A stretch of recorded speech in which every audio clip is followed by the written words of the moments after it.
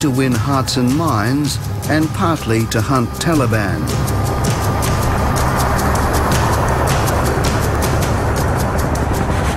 On the way in, the atmosphere ramps up when fresh intelligence indicates a target is present. There's a dude that's just squirted from the motorcycle shop pretty quick on his motorbike. He's fucking hooning. Be on the bloody cover of bloody Crusted Demon. The compound is 500 metres from the landing zone. There are shouted instructions to follow the footsteps of the man in front. Spread out a bit, mate.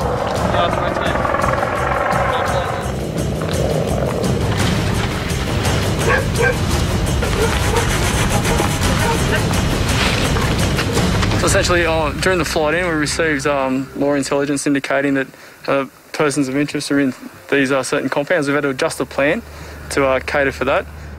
One target has, as they put it, squirted on a motorbike, but a second target, a suspected IED facilitator, is detained. The locals have in turn also made a discovery. A sniper team in the hills above has been spotted and suspected Taliban are attempting to encircle them. ICOM suggested if they come in the green, they'll shoot us up. A kid, probably younger than 10 years old, probably 8 years old, 6, was his little brother, I guess. You could see them start departing from the village with a herd of goats. And it became pretty clear that that herd of goats was probably going to make contact with our position. Quite often they'll use children.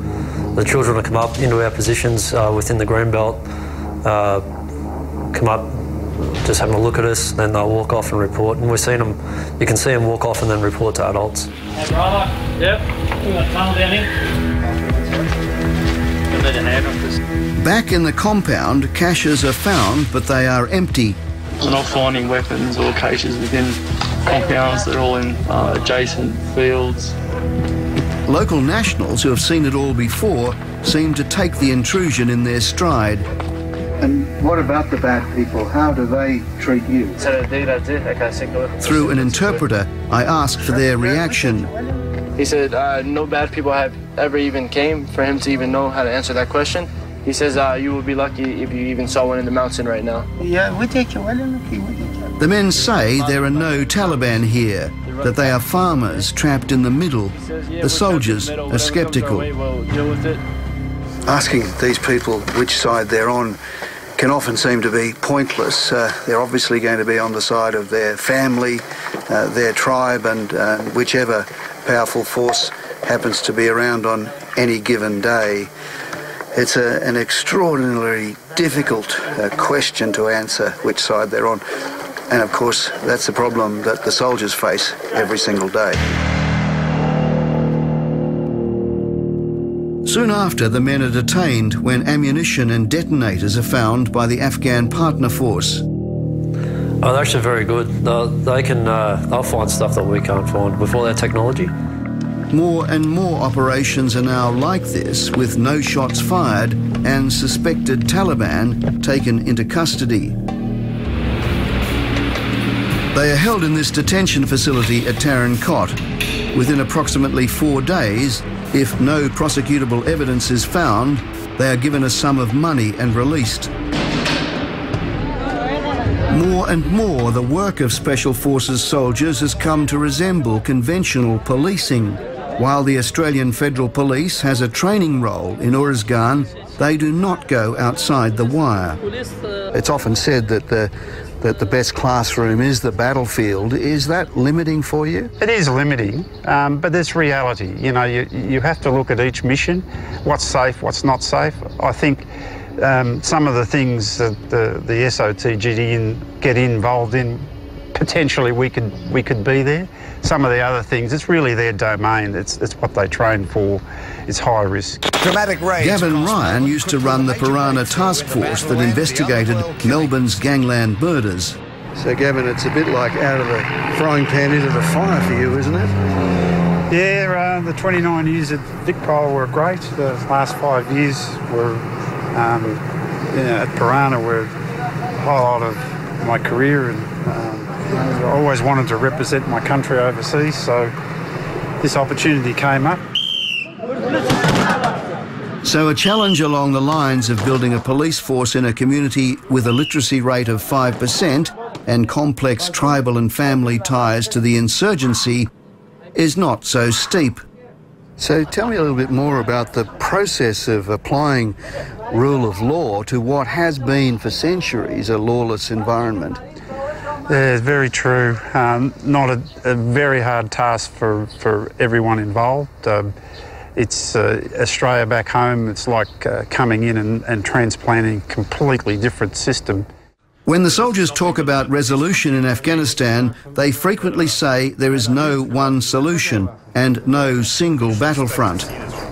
First step is to preserve the scene, then locate any witnesses. The Australians partner with a US Navy reservist to train a group of local prosecutors in evidence collection. It's a bit like NCIS meets The Wire. And the fourth is to collect the evidence. I'm a police officer in Maryland, so it all applies here. We teach the same things, so it's a good fit for me. The immediate objective is to raise skill levels, and the broad objective is to strengthen rule of law. Is this evidence of measurable progress? It is measurable, and as I mentioned, talking to chief prosecutors, they're seeing increased conviction rates and admissible evidence in the court. There was a time where people would walk in one door and out the other because there wasn't significant prosecutorial evidence. That is now changing. We're conducting in the next segment, we are allowed into the Nerve Centre at Camp Russell and spend a day with Australia's elite Special Air Services soldiers.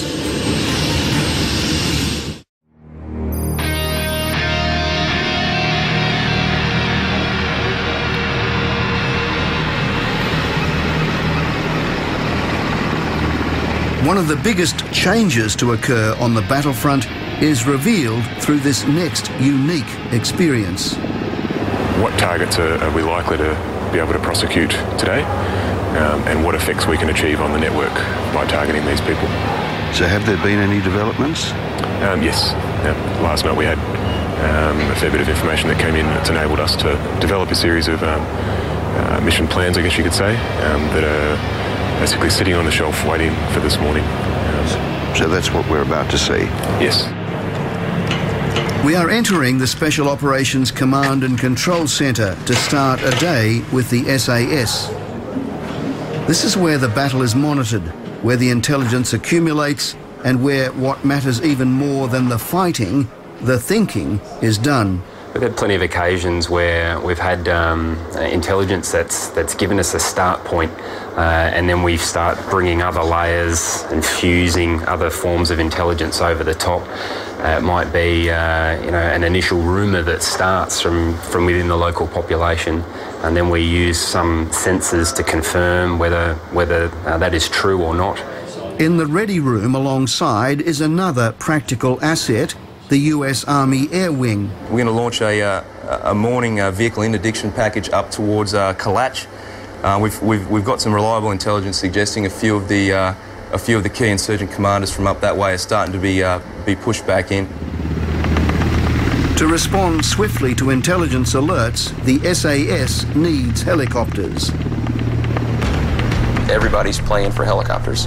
Everybody wants helicopters. So for these guys to have the amount of, if you will, dedicated assets for the rotary wing package is almost unheard of anywhere you go. And it's because of that relationship that we established early on. This is the third rotation now that we've had the 4 and 2 package, so 4 60s, so 4 Blackhawks. And we have 2 gunships that support that, and we work over a 4-day period. Out on the flight line at this one base is the equivalent of the entire Australian rotary wing fleet.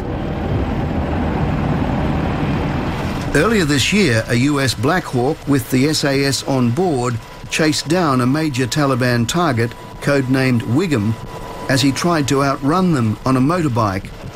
Where they were able to identify Objective Wiggum moving on a motorbike, rapidly interdict him, detain him, conduct biometric analysis and put him into detention. I take it you can use the rotor wash to actually remove him from his motorbike. And in many ways that's how we often achieve these operations without engaging, without needing to fire a shot. We use whatever capability we might have. Later that morning, the SAS squadron prepares for another such mission. The two areas that we're focusing on is K2V and the Kalach Valley. There is reports that insurgent commanders are coming into the area, and we're going to restrict their freedom of movement by conducting vehicle interdiction along known rat lines, pretty much in this sort of area between the two valleys in this very canalised terrain. The Black Hawks will head north. The modern approach to long-range patrolling is a long way from the days when vehicles would roll out for weeks at a time into areas where you did not need to be Taliban to oppose all invaders. There's certainly instances of coalition being caught in the middle of crossfire between warring tribal factions. That is a feature of this battlefield, and that's what makes the job that the guys do so much more admirable. In modern warfare's version of random breath testing, one Black Hawk swoops down, a smoke grenade fired to warn the vehicle to stop. Observing one by motorbike with one by military-age male. Break. Motorbike moving north-south. Intent to interdict over.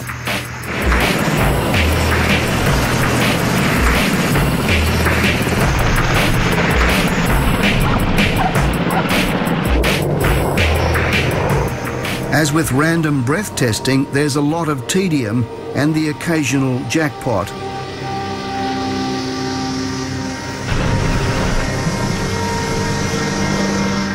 Among the intelligence gathered are tests for indications of explosive residue and fingerprints, which can help convict bomb makers.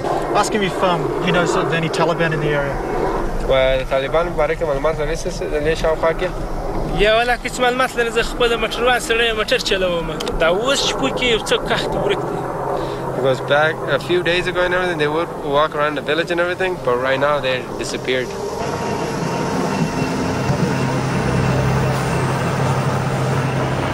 The search is undertaken while a second Black Hawk with snipers at the ready hovers above. In a week of interdiction missions, one rifle is recovered, 9 suspects are detained, and 1 insurgent is killed. While the results appear slight to the SAS, there is a positive. Usually at this time the fighting season peaks, but now fewer targets are presenting.